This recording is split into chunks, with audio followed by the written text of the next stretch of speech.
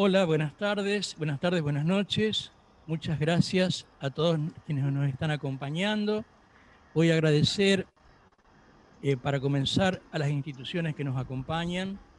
Un agradecimiento muy particular a Cátedra Alberdi, Fundación Liberar, Fundación Cívico-Republicana, Grupo 1852, Fundación von Humboldt, Fundación Global, Fundación Naumann, Fundación Progreso y Libertad, Fundación Liberalismo y Libertad, Fundación Libertad, Fundación Club de la Libertad y Asociación Civil Río Paraná. Bueno, hoy tenemos un tema que puede ser enfocado desde distintos ángulos. Le titulamos Pensar la Argentina que viene. En ningún caso un tema así puede tener un tratamiento lineal, porque nuestro país es una usina permanente de generación de novedades políticas. Y pensar la Argentina que viene es todo un desafío, particularmente un día como hoy.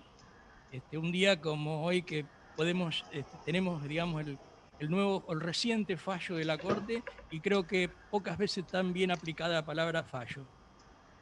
Así que para hablar de este tema hemos convocado a dos personas con una dilatada carrera política.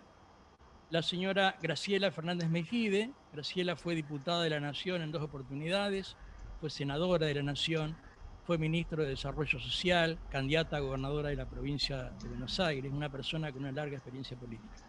Igual manera, Ricardo López Murphy, ministro de Economía y ministro de Defensa en el periodo 99-2001, candidato a presidencial, también una persona de una dilatada carrera política y una persona, igual que Graciela, muy comprometidas con la política. Así que bueno, para no quitar más tiempo, le voy a pasar la palabra a Graciela. Graciela, buenas tardes. Adelante, por favor. Bueno, muchas gracias. Es un gusto compartir con ustedes, con mi amigo López Murphy, Ricardo, a quien hacía rato que no veía tanto y últimamente me estoy encontrando con él.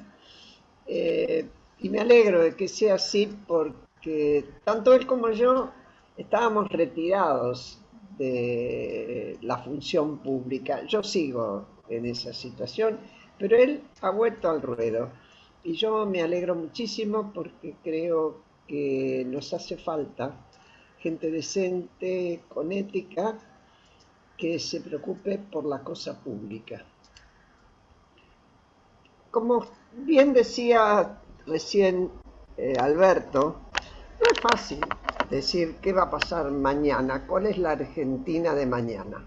Uno puede prever cuáles van a ser las dificultades de la Argentina de mañana y prepararse, sobre todo aquellos que enfrentan la responsabilidad de la política, para encararlas, sabiendo que todo va a ser difícil y que nada va a ser regalado.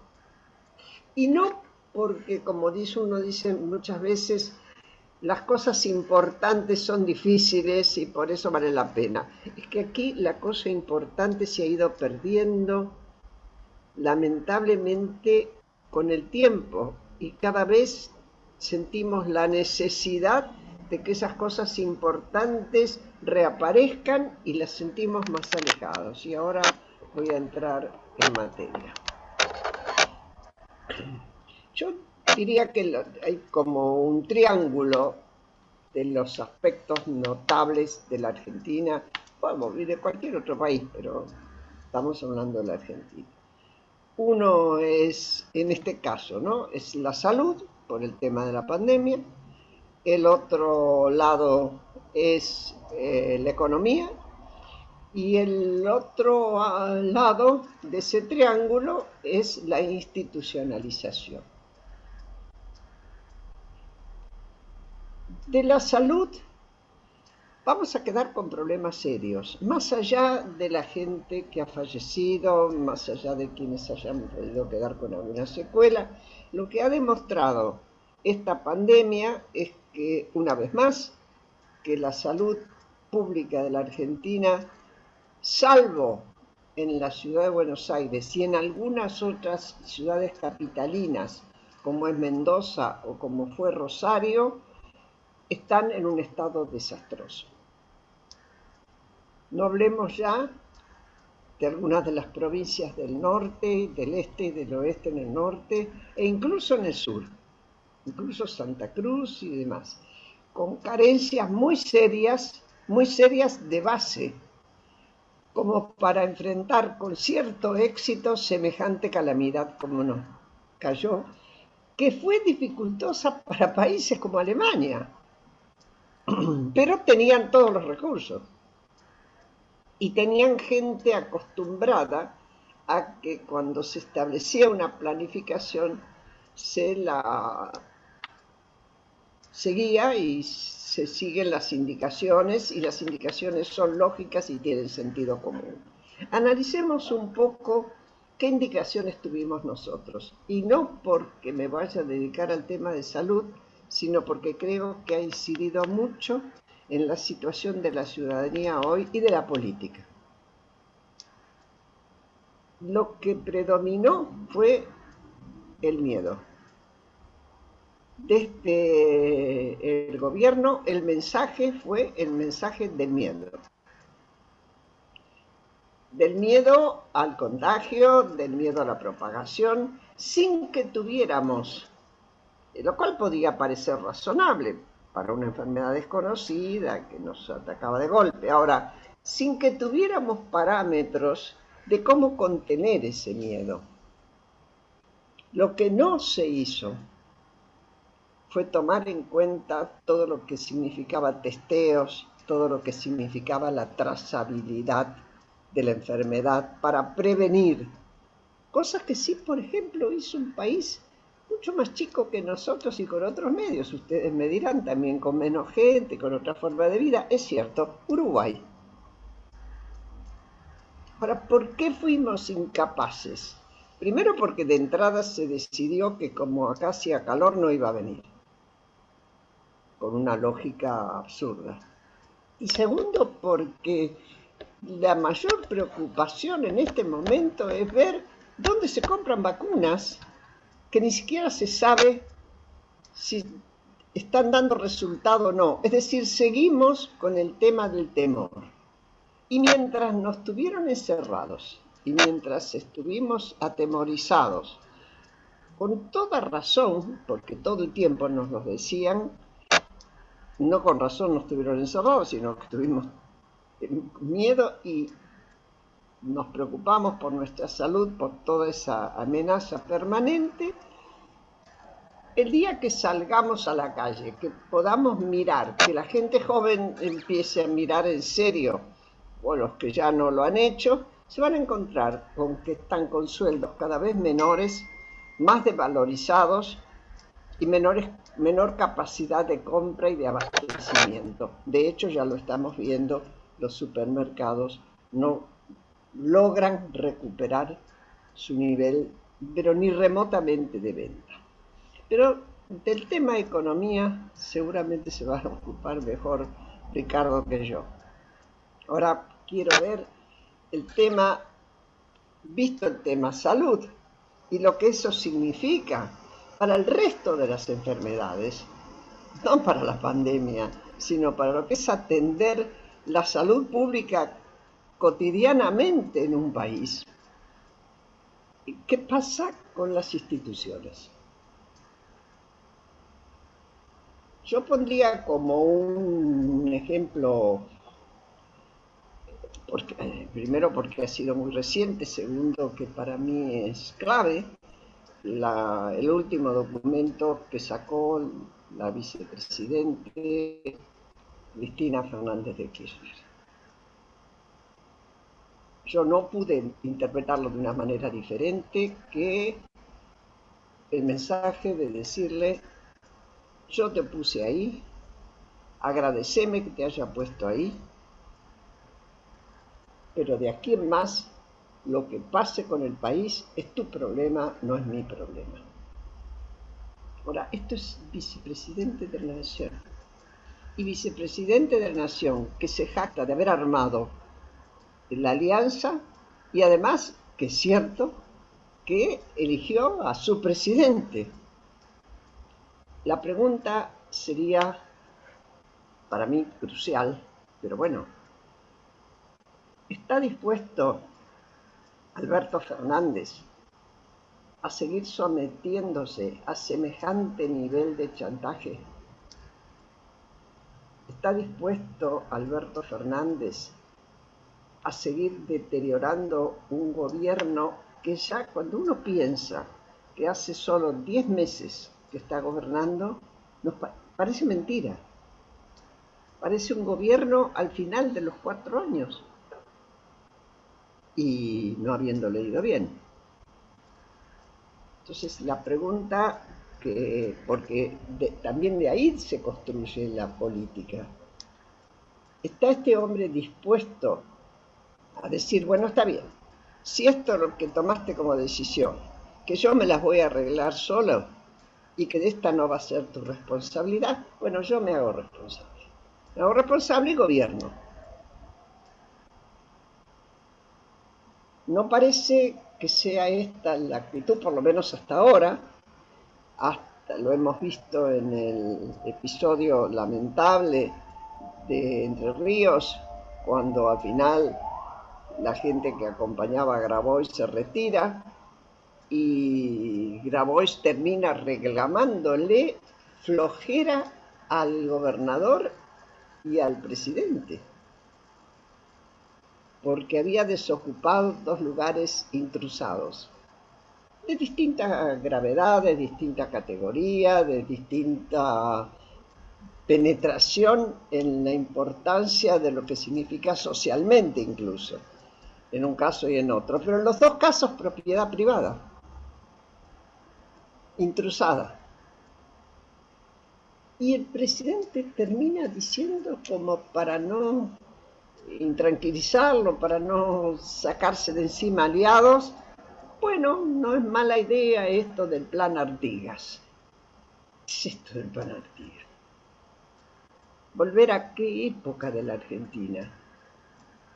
Una época que la gente ya abandonó, que en todo caso si el campo creció, y vaya si creció, tiene que ver con los emprendimientos que no son de sembrado personalísimo y de uso intensivo de mano de obra en la siembra y en el arado, sino al contrario, uso de mano de obra intensiva, pero en lo que es la elaboración de lo que el campo produjo y sigue produciendo.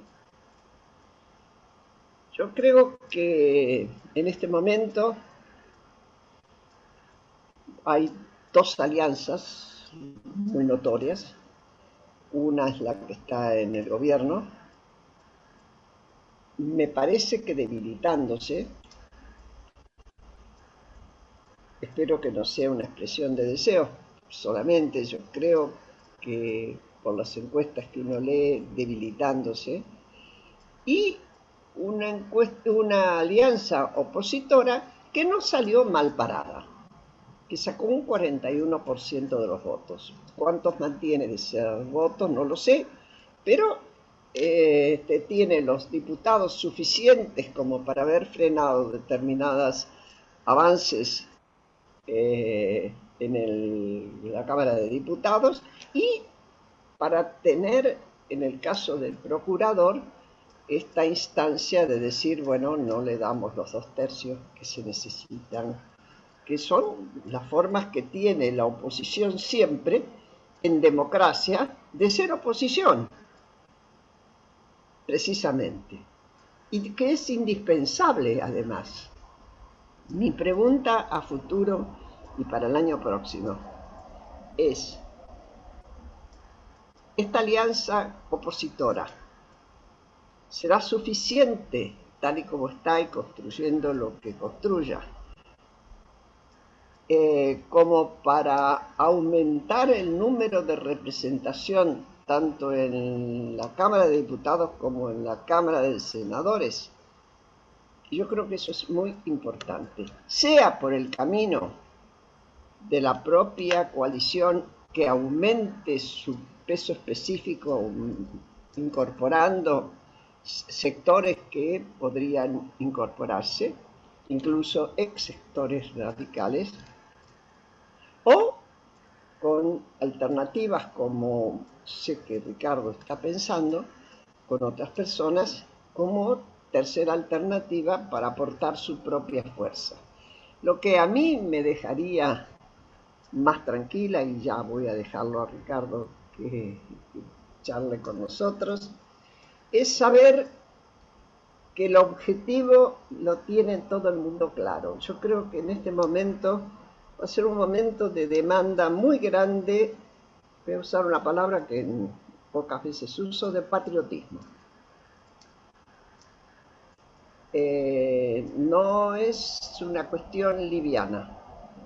Pocas veces se va a exigir tanto a aquellos que en serio crean que la política está al servicio de la cosa pública, se les va a exigir tanto esfuerzo, tanta dedicación y momentos tan difíciles. ¿Cuál será el beneficio que uno obtenga de esto?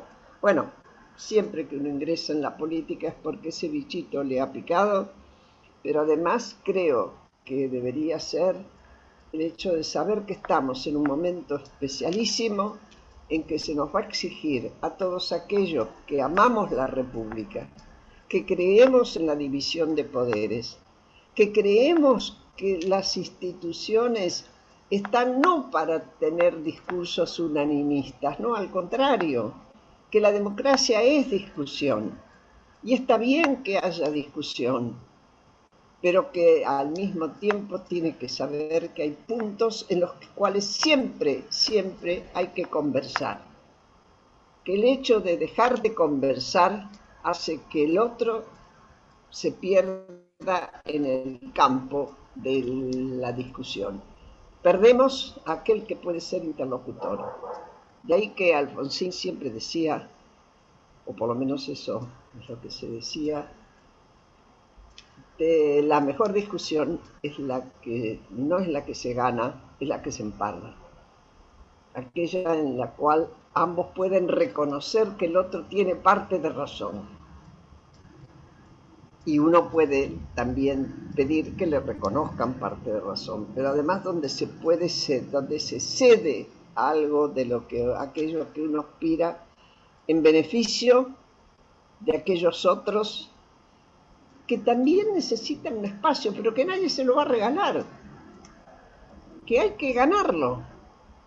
La democracia es eso, es la disputa fuerte por el poder para poder hacer lo que se espera de uno, es estar al servicio de la cosa pública. Esto nos va a exigir el día de mañana, creo yo. Después veremos si seguimos con preguntas o lo que fuere. Gracias. Ricardo, todo tuyo. Muchas gracias, Graciela. Bueno, ha sido una magnífica exposición y a mí me ha conmovido el llamado al patriotismo, porque creo que es verdad, el fallo de hoy ha creado una debilidad en todo el sistema judicial y sería un error y una ingenuidad no reconocer la vulnerabilidad nueva que tenemos y la enorme fragilidad que se ha creado. El fallo va contra la jurisprudencia y contra lo que decían los fallos anteriores. Y sin duda nos produce a todos zozobra, porque la clave en un régimen institucional es la independencia de la justicia, es en última instancia el mecanismo decisivo para asegurar que no va a haber desborde de poder, que las mayorías circunstanciales no van a poder violar los derechos más básicos, y que no va a haber un rasgo de hegemonismo. En ese sentido, hoy es un día triste y yo creo que sería equivocado ocultarlo. Me parece que ha sido muy serio, muy delicado y muy negativo. Pero como decía muy bien Graciela, eso nos obliga a todos a un esfuerzo adicional y yo creo que la adversidad debe galvanizarnos. La adversidad debe darnos la energía, el compromiso, la convicción para poder enfrentar una situación extraordinariamente compleja como la que vamos a enfrentar. En segundo lugar, el mundo. Yo había pensado una exposición antes del fallo. El mundo que tenemos que ver, el mundo después de la pandemia, es un mundo que ha quedado muy golpeado. No solo nuestro país, el mundo en general ha quedado muy golpeado, porque la pandemia ha hecho perder inmensos recursos, no solo por lo que requirió para atenderla, sino por la caída de la actividad que produjo, y eso será una cuenta que es muy larga a enfrentar en el tiempo, porque este mundo también tenía características muy complejas, que era el proceso de envejecimiento de la población, que es un fenómeno universal, que iba a requerir enormes recursos para poder lidiar con él, y esos recursos se fueron con la pandemia, por lo cual, tanto en los países más desarrollados como en los países emergentes, hemos quedado con una limitación, con un dilema que, como decía Graciela, nos va a poner a todos frente a situaciones que no imaginábamos. En tercer lugar, el mismo problema laboral. La pandemia ha cambiado las tecnologías. A lo mejor lo único que hizo fue acelerar una inmensa transformación que venía, pero que hubiera tomado en otras circunstancias un plazo muy largo. Ha ocurrido todo de golpe. Y de golpe esa adaptación nos va a poner digamos, en una situación de grandes trastornos sociales, laborales. Nosotros hemos perdido 4 millones de puestos de trabajo. Recuperarlos va a ser extraordinariamente difícil, sobre todo cuando nuestro país invierte tan poco. Uno de los desafíos que yo pensaba plantear era la necesidad de que el país tuviera un estilo de desarrollo que pudiera aprovechar básicamente las oportunidades que el mundo nos da. Pero eso requiere, entre otras cosas, crear un clima, un ecosistema, una certezas que las da la institucionalidad, que las da la concordia, que las da la convivencia respetuosa, el respeto recíproco. Lamentablemente, no solo en nuestro país, yo miro hoy con mucha preocupación la elección americana, en muchos países se ha producido una polarización que hace mucho daño. Y ese daño, creo yo, también habrá que, con el tiempo, ir subsanándolo. Las sociedades que viven en un clima de enfrentamiento permanente son sociedades de las que inevitablemente los jóvenes huyen, es decir, salen, se retiran. Por eso el problema que nosotros tenemos es un problema extraordinariamente complejo, porque hay que reparar esas heridas, y esas heridas hay que repararlas en medio de una enorme complejidad política. A este problema se agrega que nuestra situación económica sigue siendo enormemente frágil.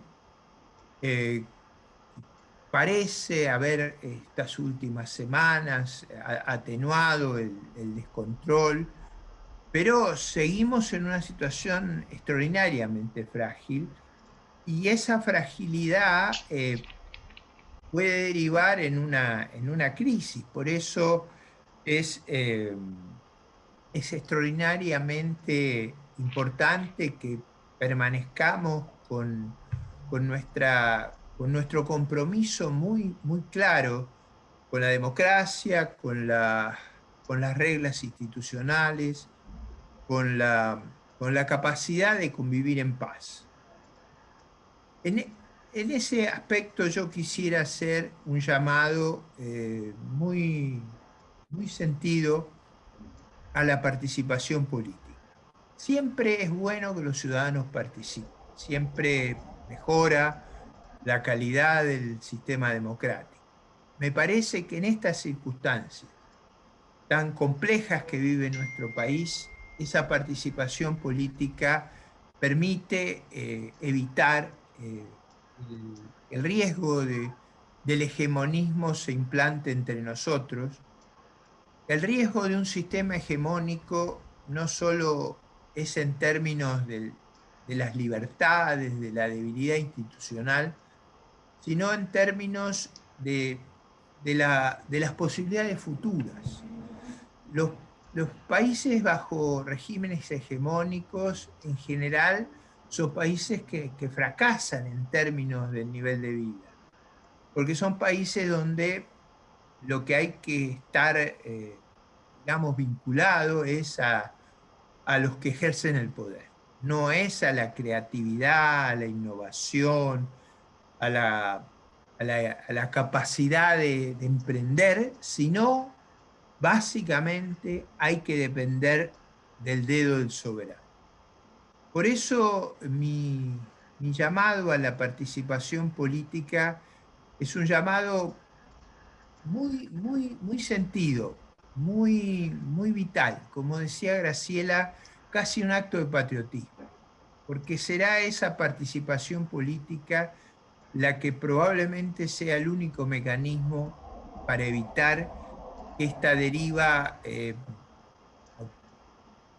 culmine en un fenómeno hegemónico, autoritario, atenuado o brutal. Eso no cambia la naturaleza del problema, pero sí nos ilustra sobre el riesgo que corre. Y ahí viene el tema sanitario, que yo creo que es enormemente importante. Yo estoy muy asombrado con la compra de las vacunas a Rusia. No sé qué ha llevado a esa decisión. No he podido entender por qué testeamos tan poco. ¿Por qué no hicimos lo que hicieron los otros países de testear, hacer la trazabilidad, confinar, proteger a los más vulnerables? ¿Y por qué ahora anticipamos la compra de una vacuna que todavía no ha concluido el ciclo de prueba? Eh, la, la desesperación para vacunar a todo el mundo antes del mes de abril, como si eso, para encontrar un remedio mágico para concluir con la pandemia, me parece uno de las decisiones más delicadas que yo he podido ver a lo largo de mi vida cívica, que es muy extensa, que lleva ya más de 50 años. Ese riesgo, que no ha habido una explicación que lo podamos, por lo menos yo no la he escuchado, me parece que es una cuestión extraordinariamente central para nuestro futuro. Quiera Dios que no se equivoquen. Yo creo que la estrategia de la cuarentena eterna era una estrategia equivocada, que iba a tener enormes costos como los tuvo, y la estrategia de anticiparse y asignar un gran presupuesto a una variedad de las vacunas, sin que sepamos todavía cuál es la más eficaz, debo decirle a todos ustedes, me ha llenado de preocupación de una necesidad de que haya una explicación clara, precisa y relevante. Yo creo que el mejor paso que podemos dar ahora y que yo concluya mi exposición, así en las preguntas podemos contestar a los ciudadanos y ciudadanas sus inquietudes. Yo ya las he expuesto. Yo soñaba con poder exponer hoy sobre cómo el país podía crecer más rápido, cómo podía aprovechar mejor sus recursos, las oportunidades que yo creo que iban a salir luego de la pandemia, cuáles eran las áreas en las que sin duda iba a haber una oportunidad. Yo creo que hay un aprendizaje con la pandemia. Me parece que el problema ambiental no va a ser tratado con la ligereza con que fue tratado el tema de la pandemia. Creo que todos hemos aprendido de esta sorpresa. Yo nunca me había imaginado que iba a vivir un episodio como el que hemos vivido, que conmovió al mundo, porque no es que solo nos ocurrió a nosotros, conmovió al mundo, como decía Graciela, aún sociedades como la alemana, tan organizadas, tan sensatas. Eh, la pandemia nos produjo nos, nos, nos cambió la vida, esa es la verdad, y nos generó una nueva realidad. Pero bueno, me parece que lo más oportuno es que yo concluya acá mis palabras, así tenemos tiempo de recibir las preguntas y poder, digamos, hacer lo que la política nos exige, que es hacernos responsables frente a la ciudadanía. Muchas gracias. Bueno, muchas gracias Ricardo, muchas gracias Graciela también. Vamos a empezar entonces con las preguntas. Acá hay una de Norma que dice así: ¿cómo valora la manifestación de la clase media? ¿Sirve como apoyo a la oposición? Imagino que se refiere a las manifestaciones públicas. Graciela. A mí me preguntan. Por cierto que sí. Y además es tradicional de la clase media nuestra movilizarse. No es que se moviliza por cualquier cosa, pero ha sido siempre en nuestra sociedad hemos tenido momentos de movilización y de actividad, porque la nuestra es una sociedad participativa. No siempre de la mejor manera, pero en estos casos concretamente lo que salió fue a pedir, y es curioso, pero típico de la clase media, que saliera a pedir por aquellos valores que más lo representan o que más aprecia, como fue la justicia, el dictamen que hoy recibimos y que nos disgustó, salvo en el voto de Rosenkrantz, que hay que destacarlo. Yo estuve leyendo una minuta de ese voto y es impecable. Quiero decirlo porque es justo. Este, También el tema del atropello a Casal, al fiscal general, etcétera. Y después, en degradé, los otros temas que le preocupan a la clase media, que son desde el tema del trabajo hasta el tema seguridad. Hoy es un tema serísimo el tema de seguridad.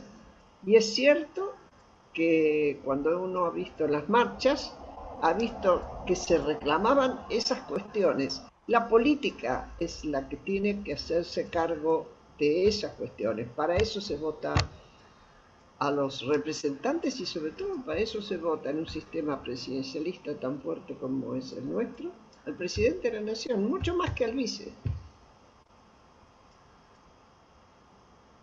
Muy bien, muchas gracias, Graciela. Tengo una acá para Ricardo.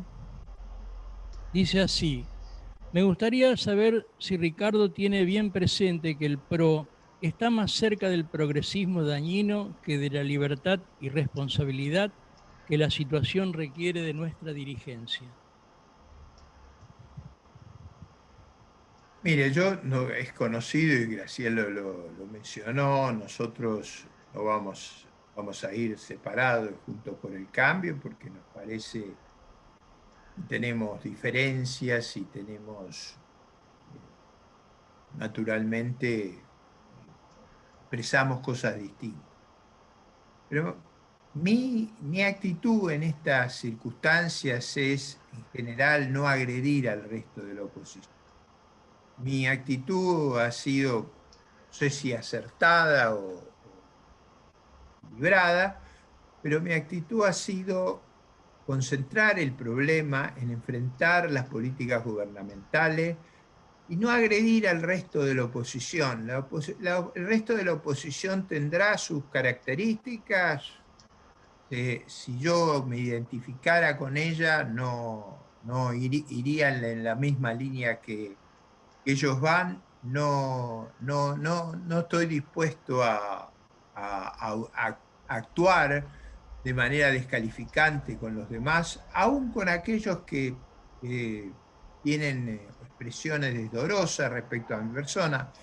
Creo yo que el gran tema de este tiempo es que expresemos nuestras posiciones, que seamos claros en nuestras demandas y que cada cual se haga responsable ante sus ciudadanos.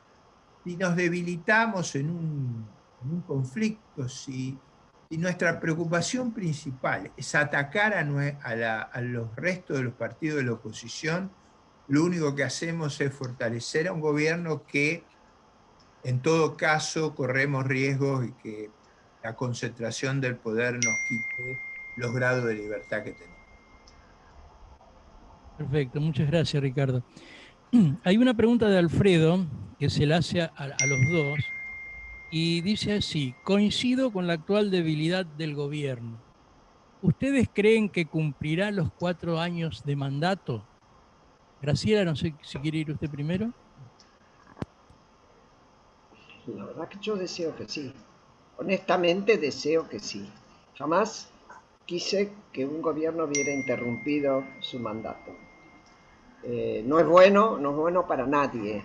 Y hemos festejado cuando Macri terminó su mandato, no siendo un gobierno peronista por primera vez y sin problemas, sin entregar antes el gobierno y demás. Yo personalmente creo que eso nos fortalece a todos. Yo quisiera contar una anécdota a la cual me hizo recordar recién Ricardo, justamente con su tolerancia. El domingo, yo tengo un programa de radio, por Radio Ciudad, los domingos a la tarde. Y el domingo entrevisté a Julio María Sanguinetti, el expresidente del Uruguay, que ustedes lo habrán visto hace poco abrazándose con Mujica, decidiendo ambos de común acuerdo y al mismo tiempo dejar el lugar de la senaduría que ambos ocupaban por distintas razones. En el caso de Mujica tiene un problema de salud, de POC, etcétera, y la pandemia le complicaba mucho.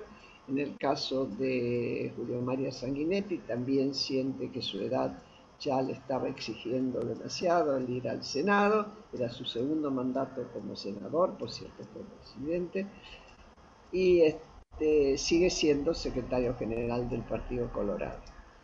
Entonces, yo le preguntaba cómo era esa relación y me dijo, hemos sido enemigos muy fuertes.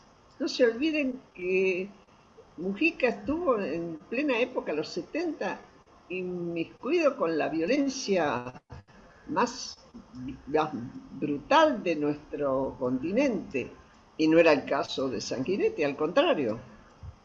Sin embargo, dice, y volveremos a pelear y a discutir, si es necesario, cada uno desde su lugar de partido político. Ahora, yo no puedo no reconocer lo que es un adversario que construyó también parte de la democracia en nuestro país. Yo creo que esto es muy importante, porque si no vamos quedando con pedazos, jirones entre los dientes de cada cosa. ¿Cómo se reconstruye eso después? ¿Quién pega esos pedazos? Si todos son desmembrados.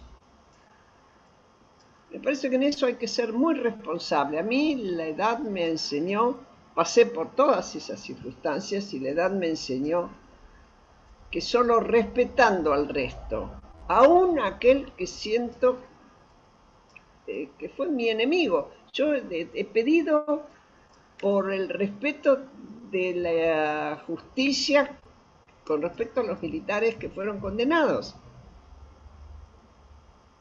Y no porque yo vaya a ser amigo de ellos, no es la situación, sino si vamos o no a construir una democracia entre todos. Si estamos dispuestos a hacerlo o no.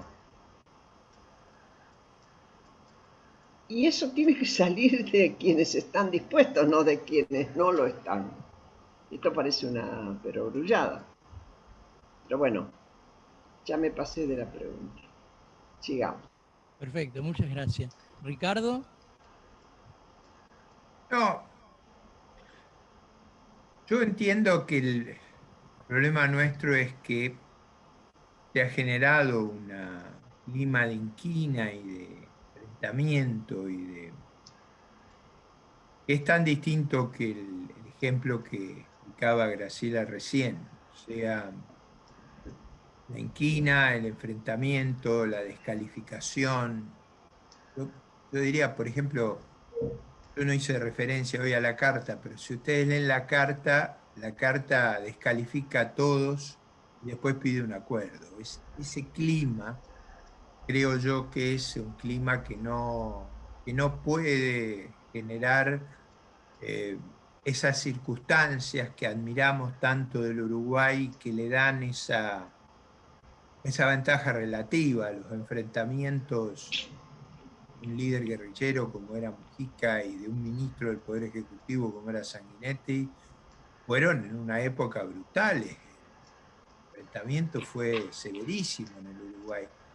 Y eso creo yo que ellos supieron construir una lógica de convivencia. De verdad, en mi opinión, hasta el 2003 eso en la Argentina había ocurrido. O sea, a mí me parece que se había llegado a una circunstancia en la cual los hechos se habían podido, eh, digamos, absorber sin odio, en circunstancias muy difíciles, pero se encontró una salida. Me parece que a partir de allí, bajo la idea esa de la Cló, que viene de Smith, del teórico del nazismo, de la lógica amigo-enemigo, con esa lógica, a lo mejor se acumula poder, con esa lógica es muy difícil construir una sociedad que pueda convivir en términos como los que narraba Graciela, en términos que permitan convivir y tolerarse mutuamente, en términos que no sean de permanente descalificación. Creo yo que desgraciadamente a lo largo del tiempo se ha ido construyendo esa dinámica brutal del amigo-enemigo. Y creo que si no superamos eso, que va a ser, como dice Graciela, una tarea muy compleja en el futuro, pero bajo esa regla, bajo esa lógica, ese manto conceptual, la verdad es que no funciona bien la democracia. La democracia no puede funcionar en un clima donde si gana uno o gana el otro es el fin de la vida y el fin de la historia.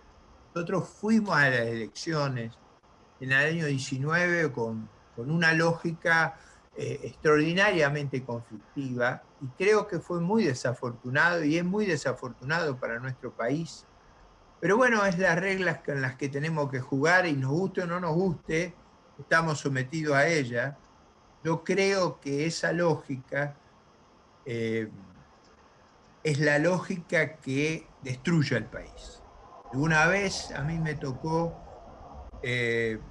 hacer la oración en los desayunos religiosos, que hay una larga tradición. Yo usé amar al enemigo, que es una parte muy muy impresionante del Evangelio.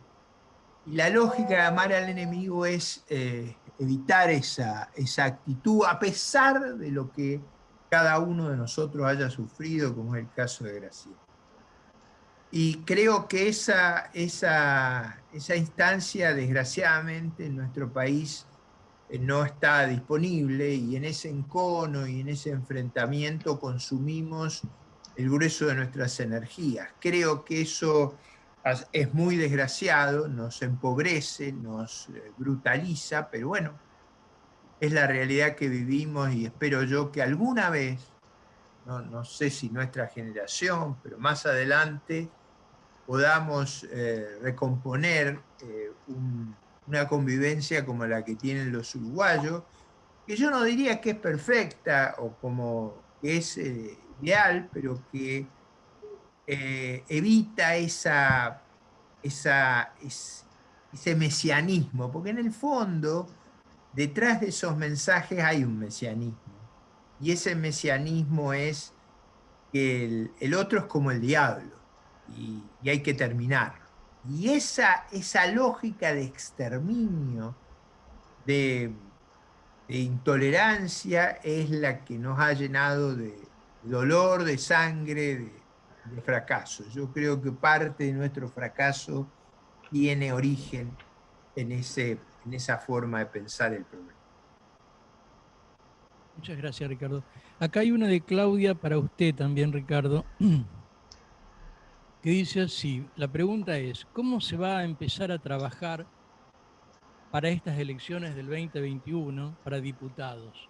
Espero que sea escuchando a los referentes barriales de cada barrio, que son los que escuchan a los vecinos las 24 horas del día. Sí, yo creo que vamos a reconocer que vamos a vivir una situación muy peculiar. Yo he hecho cientos y cientos de Zoom en este tiempo, tratando a veces con 20, con 40, con 60 personas, tratando de escuchar y de interactuar con los vecinos, eh, por razones de edad, por razones que saben que hay cierta vulnerabilidad a medida que uno tiene mayor edad. He buscado usar ese mecanismo, que no es el ideal, pero es el que permite, digamos, el que nos permitió estos meses ensayar el diálogo. Yo supongo que todos tendremos que escuchar a los líderes barriales, como lo hice a lo largo de mi vida política. Yo he recorrido infatigablemente, a veces con éxito, a veces sin éxito, pero he recorrido infatigablemente todos los lugares por los que competí, y trataré de hacer lo mismo en esta oportunidad. Perfecto, gracias. La siguiente no refiere a quién, pero Graciela se la voy a hacer a usted. Dice así, se tiene la sabiduría y la humildad de la posibilidad de la existencia de un escenario nuevo en donde la experiencia necesita del conocimiento de personas no tan expertas, pero con mucho conocimiento de las nuevas teorías y nuevos desafíos. Me imagino que se refiere a la participación en la política de personas jóvenes. Yo espero que sí, espero que sí. Yo reitero, no estoy militando en ningún partido político en este momento. Así que no siento, no tengo en este momento el trabajo que tiene Ricardo de organizar y armar su propia base de sustentación desde la cual él está emitiendo.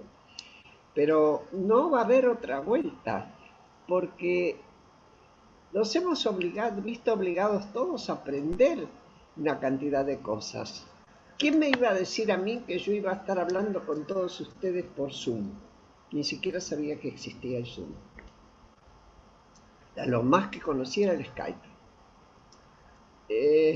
¿Quién me iba a decir a mí que un par de jóvenes me iban a enseñar a manejar el Periscope, que es otro método? y el Meet Google y todo esto. Y además cómo se está suplantando las profesiones.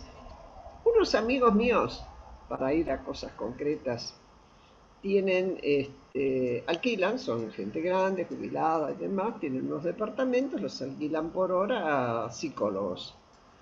Bueno, esos psicólogos están trabajando con una computadora desde su casa. Tienen los departamentos vacíos.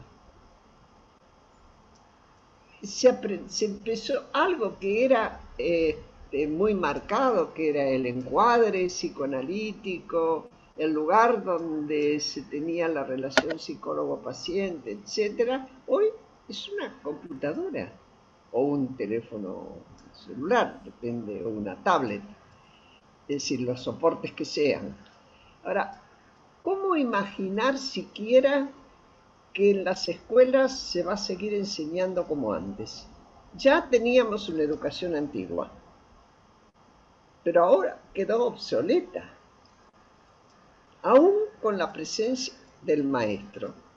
El maestro va a utilizar soportes y metodologías que antes no utilizaba. Y está bien que así sea. Nos lo va a exigir un mundo que está cambiando, que ha tenido como un golpetazo muy fuerte con la pandemia, pero al mismo tiempo esto lo va a obligar a cambiar en muchísimas cuestiones. ¿Y quién sino aquel que sabe va a estar explicando esto? Ahora, a quien me haya preguntado, que no sé quién es, ojo, que al mismo tiempo la demanda laboral cada vez va a exigir mayor conocimiento. De ahí que nosotros tengamos que tener una enorme responsabilidad y apuro por poner nuestras escuelas a la altura de las circunstancias.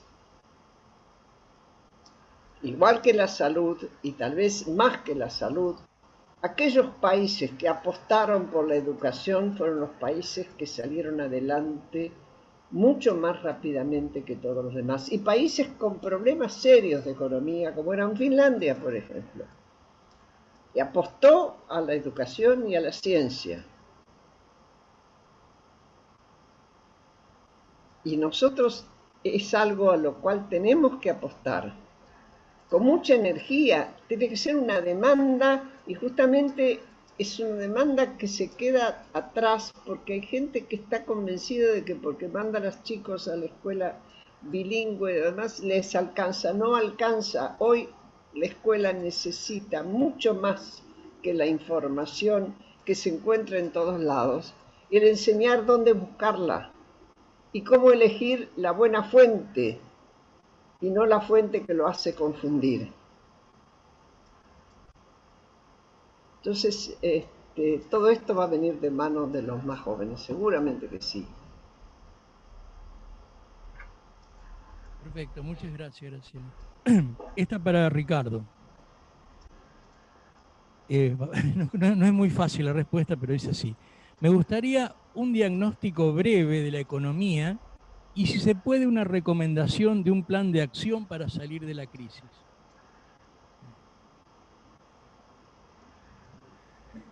Es difícil hacerlo en un plazo breve. Yo diría el planteo inicial del gobierno de subordinar los problemas económicos al problema sanitario, me parece a mí que produjo un daño y una destrucción muy grande de riqueza. Y eso se financió con una enorme expansión monetaria. Finalmente, esa enorme expansión monetaria fue la que descalabró el mercado cambiario y generó las tensiones que vivimos desde septiembre en adelante. Creo que todos son conscientes. Si uno tuviera que mirar hacia adelante, obviamente Argentina va a necesitar, porque no tiene mercados de capitales, porque su sistema financiero es muy chico, va a necesitar balancear sus cuentas fiscales, y ese va a ser un esfuerzo sin duda muy complejo, sobre todo mientras dure el COVID. Yo no veo otro camino que ese hacia el futuro, sí, porque creo que vamos a tener en ese campo dificultades muy severas. La idea de depender de la emisión monetaria, que al principio parecía que era una cosa inocente, que no iba a tener ninguna consecuencia. Después vimos las consecuencias que tuvo y creo yo que superado el COVID, déjenme hacer ese pequeño supuesto, Argentina va a tener que reconstruir su equilibrio presupuestario porque su población tiene una desconfianza enorme en la moneda local. Y esa desconfianza enorme viene de las altísimas inflaciones que hemos tenido los últimos 50 años. Los últimos 50 años la inflación media ha sido 85% por año. En esas condiciones yo no veo otro camino que balancear las cuentas fiscales, que va a ser una tarea muy difícil para el gobierno, pero también para la oposición, porque eso no se hace en un clima de irresponsabilidad. Ahí se necesita responsabilidad y va a haber que aplicar esa responsabilidad, tanto para el que gobierna como para el que está en la oposición, y que tiene que no requerir lo que no se puede, sino reconocer los dilemas y plantear qué alternativa usaría, pero no suponer que para él no corren las restricciones. Creo yo que esa va a ser una regla muy importante para el futuro. Mi sensación es que nos va a ser muy difícil volver a los mercados de capitales y el tiempo que tenemos es hasta el año 25. En el año 25 el mecanismo que usó el gobierno es varios años pagamos muy poco, en el 25 hay que volver. Para esa época tenemos que haber logrado reconstruir la credibilidad para poder, no digo ampliar la deuda, sino renovarla. En este momento el gobierno está emitiendo deuda a tasas extraordinariamente elevadas. Yo creo que eso no es el temperamento más correcto. A mí me parece que colocar deuda a tasa de 16, 17% es insostenible. Yo reconozco que la situación tan delicada que había con la brecha cambiaria los ha obligado a tomar alguna actitud, pero creo que este camino es un camino que es insostenible. Por eso la gran discusión hacia el futuro va a ser cómo Argentina, como otros países del mundo, cómo llegan digamos, a un acuerdo razonable de que ese mecanismo no es el que podemos utilizar, y esa realidad nos va a condicionar no a este gobierno, al que lo sigue y al que lo siga, si queremos recomponer alguna vez el funcionamiento de nuestra sociedad y devolverle previsibilidad a nuestro país. Yo sé que la gente es muy escéptica sobre esto, que hay un pesimismo muy extendido y una gran preocupación sobre nuestro futuro. Pero bueno, el único camino que a mí se me ocurre es que reconstruyamos esa cultura de gastar lo que tenemos y no creer que emitir papel pintado resuelve los problemas. En la emergencia, en el momento de la crisis, yo creo que se subestimó esto. En esa desesperación se actuó sin computar lo que iba a ocurrir luego, y creo que lo hemos aprendido a un costo inmenso como el que estamos pagando en este momento. Muchísimas gracias, Ricardo. Bueno, voy a tener que agradecer y disculparme con el público. Hay muchísimas preguntas. Lamentablemente hemos cumplido el tiempo que teníamos estipulado. Así que voy a pedirle por favor a Graciela una reflexión final a modo, bueno, de conclusión de este encuentro. Eh, Siguiendo con el razonamiento último de Ricardo, el tema del sentido de la responsabilidad, ¿no? Con respecto a la oposición y al mismo tiempo cómo se restablece la confianza en la gente. Porque incluso todos sabemos que la economía y el funcionamiento de la economía está íntimamente ligado a la confianza. Y aquí falta confianza. Uno puede decir, la única manera de restituir la confianza es que se cumplan con los compromisos que se toman, que cuando se promete algo se haga. No hay otra forma porque, y sobre todo el primer mandatario, que es el primer magistrado, es el magíster, es el maestro, es el que cuando dice voy a hacer tal cosa, si no lo hace, tiene que dar muy buenas explicaciones por qué no pudo hacerlo. Pero va demoliendo esa confianza en la gente que, por supuesto, ¿qué es lo que hace? Guarda el dinero en lugar de invertirlo. O lo transforma en dólares en cuanto puede. Yo creo que no me queda otra cuestión para cerrar esto que volver a hacer una apelación muy fuerte a la responsabilidad de todos nosotros. No para que vayan a gastar la plata o a invertir si no quieren hacerlo, sino para que sepamos que quienes nos gobiernan tenemos derecho a que cumplan con aquello que nos han prometido y seamos capaces de seguir exigiéndolo a través de nuestras opiniones, de estos encuentros, a través del voto, a través del alineamiento en los partidos políticos, a través de todos aquellos mecanismos que nos da la institucionalidad. No tenemos otra forma. Yo les agradezco muchísimo las preguntas que han hecho, les agradezco la invitación a ustedes y me encanta la compañía de ustedes, sobre todo la de Ricardo.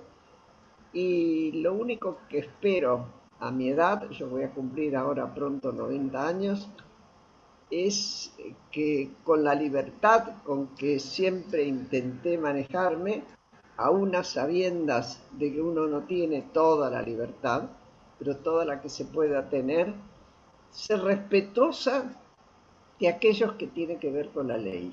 La ley no está hecha para que a mí me convenga, está hecha para que nos convenga a todos.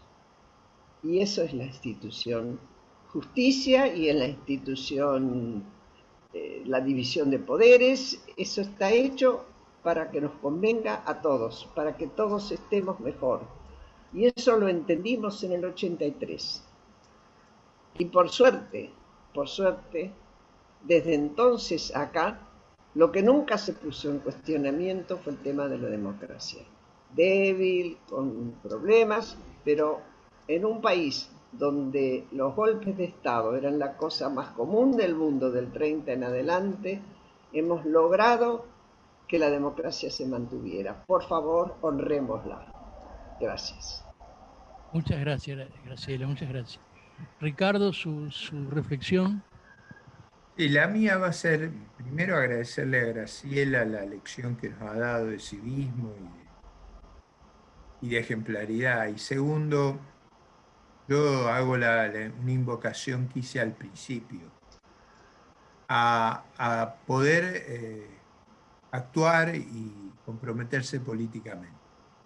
Yo sé que eso es forzado, sé que muchas veces es muy ingrato, sé que muchas veces no encontramos oídos receptivos, pero el riesgo que estamos corriendo es un riesgo no menor y ese riesgo depende mucho de nuestro compromiso, de nuestra disposición, de nuestra voluntad de sumarnos por supuesto que a nosotros nos gustaría que fuera con nosotros, pero a la expresión política que ustedes crean se identifican más, pero que les permita también servir a esa pluralidad, a esa tolerancia, a esa sociedad no hegemónica, que si se pierde, pues se va a lamentar muchísimo, porque una vez que se incurre en ese proceso es muy difícil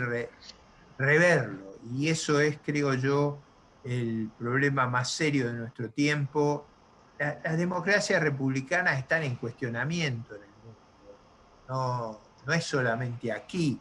Hay un clima muy, digamos, de mucha frustración, a lo mejor de expectativas que no han podido ningún país del mundo ser satisfecho. Ahora, este es un régimen muy imperfecto, la democracia republicana. Es un régimen que tiene muchas limitaciones, sus dirigentes no son siempre los mejores, los más apropiados, los más destacados. El costo de perderla es inmenso. Yo espero que todos comprendamos que es nuestra obligación defender esa